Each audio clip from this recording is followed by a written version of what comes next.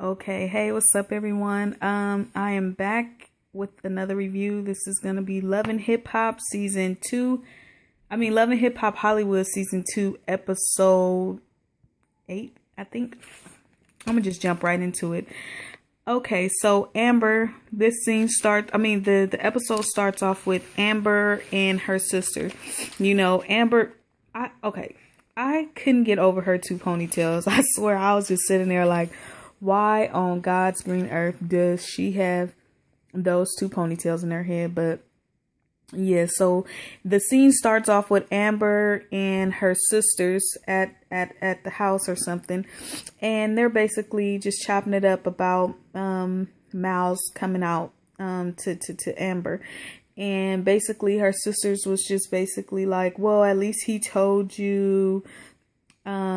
Basically they all knew, and Amber felt like, now that everything is out in the open, she feels dumb because the signs were there. And my whole thing is,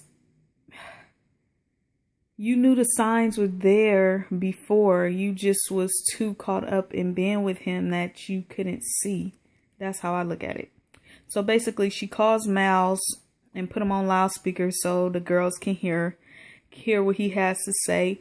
And so she just jumps right into it. She's like, okay, and I'm ready to talk. You stated that. Tell me what happened. If you don't tell me, then I'm going to go to Milan, and talk to him about it.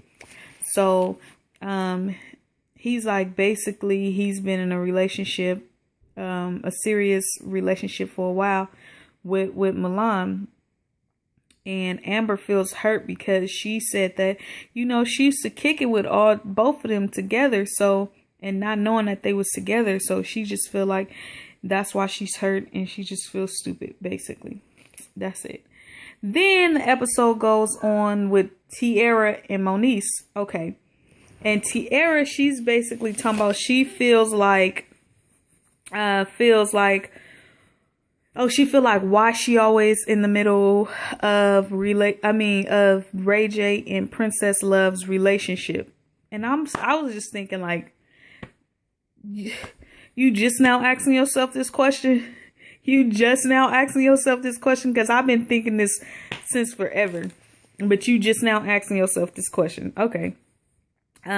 Why she always in the middle of their relationship? They don't care about her. She don't care about them. Yada, yada, yada. And I'm just thinking, like, I know she didn't come to this conclusion. Well, she basically must have came to this conclusion after Ray J done told her about herself. And that's what that was. And I'm just thinking, like, Tiara, baby, I already told you in the beginning of this episode that you was going to end up hurting yourself in the end, that you was going to end up looking stupid in the end because you was trying to play both of them, and really it backfired and you got played, girl. I seen it coming. Okay. And then so next, and then they're talking about Tiara talking about her fight with her little scuffle with Princess and trying to call Princess a turtle and all this and that. And I'm just like, Tiara, stop it. Stop. Don't call that girl no turtle, because we ain't even gonna go there. But yeah, and then she's talking about, because she's taking all the focus off of her by dealing with that. She got a blazer line with Nicki coming out, a fashion show, all this and that, and how she feels like she wants to get lipo because that's gonna make her happier. Keyword, happier. Yeah, she's not happy with herself. That's why she's acting out, because deep down inside, she's not happy with herself. And Tiara, if you want to get lipo, more power to you. More power to you. But make sure you be working out too. Please make sure you be working out too. Because if you don't, you're going to look worse than you do now. I'm just saying.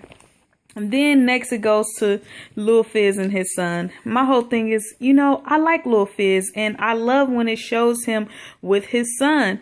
It's just him and his son sitting on the couch, and he's basically saying how Moniece is supposed to get the baby every weekend, but it's been 3 weeks and she hasn't had her son. And he's like trying to figure out, where she at, why she ain't pulling her weight. And he don't want his son to suffer because he had his mom in his life, and he don't want his son to ever have to feel that. It's just sad. Then it's the scene with Nikki, Hazel, Tiara, and Milan. Nikki got into an RV accident over in Dubai. She broke her nose.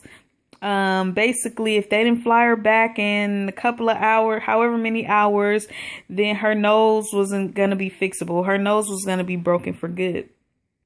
So they say, and I just find it very odd that everybody is just talking about what the blogs are saying and how she don't have to how she wasn't trying to get a nose job, how everybody thought that she basically staged this so she can get a nose job. It just seemed a little fishy to me, but I don't know. I really don't even care about her damn nose because that shit looked big as hell. Ooh, whatever. So basically they had to fly her back in a certain amount of time so that her nose can get fixed. And she's talking to her peoples and she just busts out and start crying because she feel like the people that she was with in Dubai, they didn't have compassion for her. They wasn't holding her hand. They wasn't rubbing her nose. They wasn't rubbing her feet. Like, I thought that was kind of funny. Like, I don't know. And basically she's like, your look is everything in Hollywood. And she's just talking about how her nose was a trending topic on Twitter and Instagram and all the stuff. Yeah. And then so the next scene is with Rich and Moniece. And basically Moniece's mom, Marla, is apologizing to Rich from their first meeting. And, she's just basically talking about she don't know if she's protecting Moniece from Rich or if she's protecting Rich from Moniece. I'm sitting here like, huh? Why would you be protecting Rich from Moniece? I'm confused here. And he was confused as well. Like, this is your daughter here. Like, and now he's like, shit, do I even want to be in this relationship? I don't know if she's trying to trick me so Moniece won't be with me or so I could run away. What is it? And then so basically they just started talking about Moniece's custody issue with Lil Fizz and their baby. And basically what I got out of it, I just thought that Moniece's mom was dragging her through the mud. She didn't have her daughter back. She threw the first chance she got, she threw her under the bus and was clowning her and basically tried to separate herself from the situation. Like she didn't have anything to do with nothing. And Rich is like, you know what? That's not the story that I heard, and then Moniece's mom is trying to basically say, well, Moniece react off of her feelings. Her feelings may be true, but what she's saying isn't true. I'm just like, it's too much. Then we get to Nia and Teddy. Nia and her dad, Teddy Riley. Nia, basically, she's at her mommy mimosa party. Basically, it's nothing productive at all. It's just a gathering about her and some other moms getting together to socialize, basically, over some mimosas. But okay. So her dad shows up and he's basically asking her, what's up with you and Soulja Boy? I hear that he's been talking to your friend or something. And she's like, yeah, that's nothing that I can't handle. I'm sitting here like, huh? That's nothing that you can't handle. Like, you don't want to hear the truth from your dad. That's why you trying to swoop it under the rug and act like it's nothing. Because the other episode, it was something to you. You had something to say about it. But now that your dad is here confronting you and trying to help you through the situation, you downplaying it, trying to act like it's nothing and trying to say, hold on, what did she say? She feels like it's not a problem, that she feels like Nas isn't a problem and that she can handle. And his daddy like, you shouldn't have to handle that. You shouldn't have to put up with that. But her dumb ass, she want to put up with it. Nia, you dumb girl. Like, I don't even know how many times I got to tell you this. Know your freaking worth. You don't know your worth. You don't know who you are. You rather settle for a dude treating you bad than someone actually treating you right. I don't even think you know what it feels like to be treated right. Because I feel like his worst, I mean, the worst that Soulja Boy has ever done to you is probably good to you in your mind. I don't even know if that made sense, but this girl is killing me. I don't want to have to keep going in on her, but she's killing me. Nia, how stupid can you be? Like, who says they're willing to accept that to their dad? And he just sat there and accepted it. Like, okay, well, if you feel like you got it, then I don't need to interject anymore. This is your relationship. True, indeed, it is her relationship, but you need to give her some tough love. You need to tell her you must ain't never showed her her worth, because she obviously don't know her worth. Jesus Christ. Jesus. And she's saying basically because her dad has been on the road and he been with girls, she should understand that she's going to accept Soulja Boy for who he is. Moving along. Then next is Tierra and Hazel. You know, they meet up to basically... Why did they meet up? Oh, they met up at the doctor's office because Hazel was getting, you know, the scar, the stuff, the nose wrapping off her nose or whatever. Her ass bust out and start crying because her nose just looked ridiculous. Her nose, I mean, that's scandalous, you know, because she wasn't an accident, but her nose, ooh, I was like, damn, ooh, that nose looked horrible. It really did, but so she's sitting there crying about that. Then it goes to Brandy, Max B, and they meet up with Nick Cannon in the studio. I didn't know that Brandy was signed to Incredible Records, Nick Cannon label.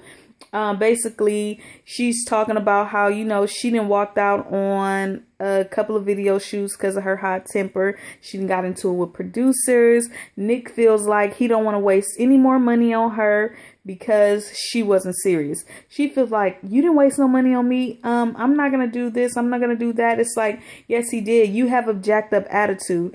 And if that attitude is projected in your professional life, then girl, I don't know how you're going to have a professional life. I don't know. And then so he wants her to show some professionalism, and he wants her husband to basically be her producer and work with her in the studio. And he feels like, you know, okay, babe, I could work with you. It's going to be hard, but you got to learn how to separate business from pleasure. When we in the studio, we single. You got to learn how to listen to criticism. You got to learn how to listen to me. You got to learn how to take direction, basically. Then this scene is with Lil Fizz and Omarion, and this episode, I mean, I always like Lil Fizz, but this just made me like him even more, you know. And Omarion, I really enjoy watching their bond. I like the relationship that they have with one another, and I feel like they are truly brothers. Out of all the people, they're truly brothers. You know, they grew up together, they were in a group together, so out of all the people, they know each other best, you know.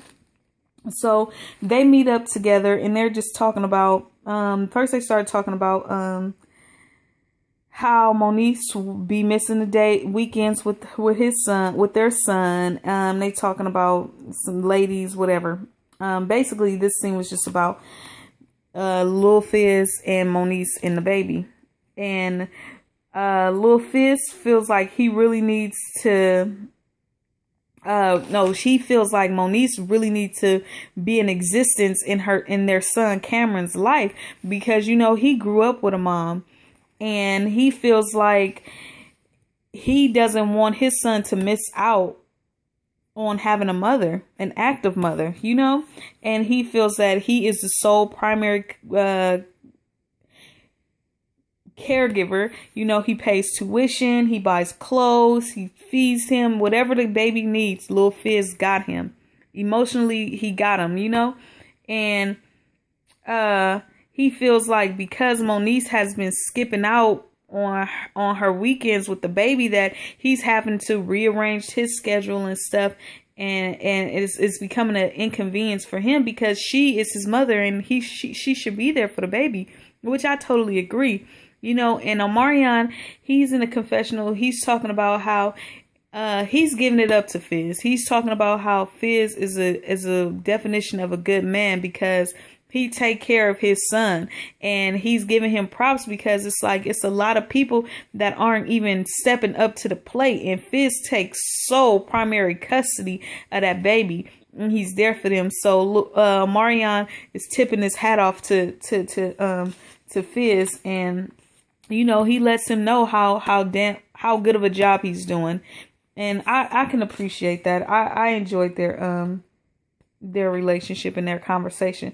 The next is Soulja Boy and Nia. Soulja Boy and Nia, they meet up to talk about her encounter with her dad and how she don't want her dad thinking that Soulja Boy is not a good guy, that he's a bad guy, all this and that. And she's just saying, they both just saying how they want to do better by each other. And he's just basically saying all these hoes is jealous of her and that he's not perfect. You know, he's learned from his mistakes, but he is who he is and he don't know if he can change. Basically, that's what I got. And I'm just like, Nia, you're stupid. You're stupid because you're going through the same stuff over and over. You letting this boy get in your head. You letting him mind F you. And you're falling for it. Like, you gonna be with him because you want to work it out. And you gonna be with Dre basically until you had enough. Girl, you can't see yourself? Shit, I seen it and I feel like you didn't had enough. I had enough. Get it together, please. If you gonna be with the man, be with him. Don't be putting your business all on Front Street so we all can critique it and criticize it. I mean, come on, girl. Come on. How stupid can you be? Then it's Lil Fizz and this scene touched me. Lil Fizz and Monique's mom Marla. Basically, they meet up to talk child custody. And he feels like why should he have to pull Monique's teeth to spend time with the baby? He feels that Marla and her family should basically pick up the slack where Monique is lacking. And I feel like she should too, or they should too. Like, if Monique isn't stepping up as a grandparent, it should be your job, your duty to make sure that your grandson or your grandbaby is okay. I don't know. I just don't know what's the dynamic of their relationship, but I just feel like it don't matter what you and Monique got going on. That baby deserves better. That baby deserves a woman in his life, whether it's the mama or the grandmama. He really do. So basically, the mom is suggesting that Lil Fizz go to court and get sole custody of the baby. And Fizz, he feel like his heart is broken because he don't ever want to take that baby's mama away from him. He don't ever want to do that because, like I said, he grew up with a mama. He don't know what it feels like to not have a mom, you know. And then Monique's mom goes in to say, you and Monique don't know what sacrifice is. Basically saying they don't know what sacrifice is and they don't know basically how to be there or care for a child. Lil Fizz like, hold up. Let me stop you there. I got to disagree with you. Like, he's like, if I didn't care about my son, if I didn't sacrifice and give my all, I wouldn't be here today. I wouldn't be here trying to get his mom to be in his life. Ooh, and that just broke him down. He started crying. You know that cry where you could barely breathe and your voice started changing? He had that type of cry. I was like, ooh. I was like, go Lil Fizz. You doing your thing, man. You taking care of your son. I rock with you, bro. For real. And then Fizz just break down crying because he just like, you should be there for Monique during this time, this difficult time, her demise, whatever she's going through, her struggle. You should be there helping her as a mom. You should be lifting her up. Because he's like, I don't know what if my mom wasn't there for me, I wouldn't know where I would be. And it was just sad. I was just like, dang, Monique's mom is kind of crazy for that one. And then it goes to the studio with Lil B and in the studio. Basically, she's not doing great in the studio. The songs sound too karaoke for me, too childish. And basically, she, like he said, she don't know how to take constructive criticism. And she don't know how to separate business from pleasure because she's basically getting mad because he's not encouraging her and he's critiquing her. But yeah, that's that. And then it's in the studio with Monique and Lil Fizz. And Lil Fizz is just asking her, you know, like, what's up with you? Why you ain't been? It's been a month The month just started, and I mean the month, it's almost the end of the month, and you ain't even been coming to get Cameron on the weekends like you said you supposed to be. And automatically Moniece just get defensive. She gets defensive. Nobody cares about me. Nobody understands what I'm going through.